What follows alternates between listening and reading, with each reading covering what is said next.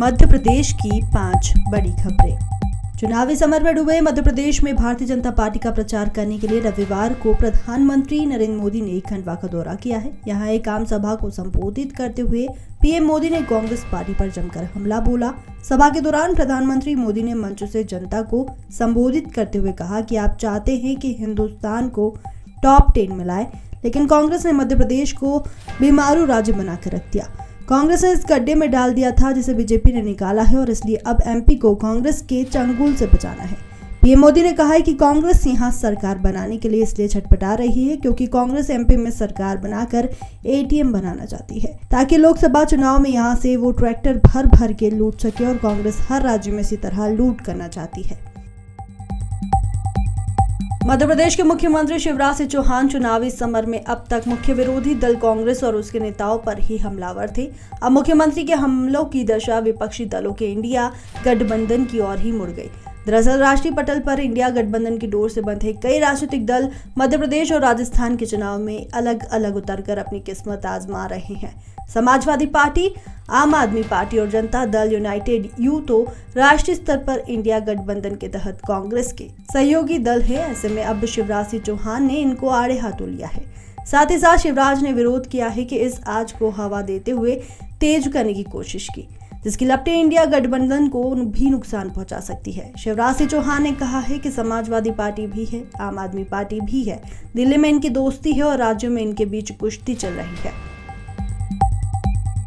कांग्रेस नेता जयराम रमेश ने रविवार 5 नवंबर को दावा किया है कि 2020 में कोविड-19 के मद्देनजर लॉकडाउन लगाने के फैसले में देरी की गई ताकि मध्य प्रदेश में कमलनाथ सरकार को गिराया जा सके। ज्योतिरादित्य सिंधिया के प्रति वफादार कई विधायकों के विद्रोह के बाद मार्च 2020 में कमलनाथ सरकार गिर गई।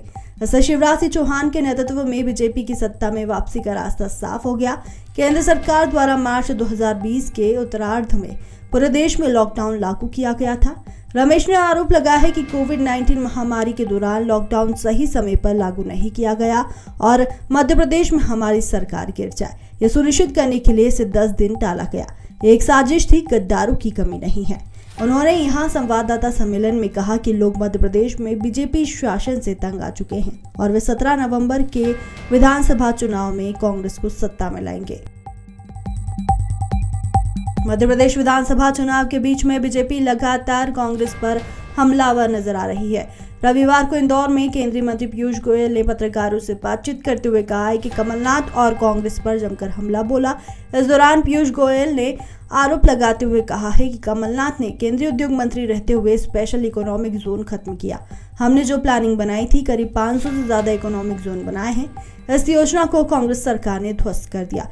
यह बेहद दुर्भाग्यपूर्ण है। पीयूष गोयल ने कहा है कि ग्राहकों को और आम जनता को फायदा पहुंचाने के लिए केंद्र सरकार ने 25 रुपए किलो में प्याज को बाजार में उपलब्ध करवाया, जिसे मोबाइल वैन और अन्य माध्यम से जनता तक पहुंचाया गया। मध्य प्रदेश चुनाव कमलनाथ और दिग्विजय सिंह के द्वारा किया गया कपड़ा फाड़ने वाले बयान पर सियासत तेज हो गई है। बीजेपी नेता प्रचार प्रसार के दौरान इसका जिक्र करते हुए कांग्रेस पर निशाना साध रहे हैं। सागर जिले में रविवार को केंद्रीय मंत्री राजनाथ सिंह बीजेपी की चुनावी सभा में शामिल होने पहुंचे। इस दौरान सभा को संबोधित करते हुए राजनाथ सिंह ने कहा है कि कांग्रेस में चुनाव के पहले से ही कपड़े फाड़ने का काम नेता कर रहे हैं। केंद्रीय मंत्री राजनाथ सिंह ने तंज कसते हुए कहा कि अगर इनकी सरकार बन गई तो ये जनता के कपड़े फाड़ने का काम करेंगे, इनसे बचकर रहने की जरूरत है। राजनाथ सिंह रविवार को सागर जिले के सुर्खी, नरियावली, बंडा और बीना विधानसभा क्षेत्र में पार्टी प्रत्याशियों के समर्थन में प्रचार प्रसार करने पहुंचे।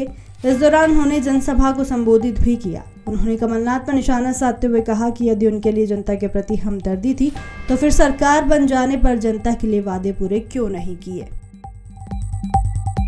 वीडियो को लाइक करें, शेयर करें। मृदुभाषी प्रदेश से जुड़ने के लिए चैनल को सब्सक्राइब करें। नोटिफिकेशन के लिए बेल आइकन दबाना ना भूलें।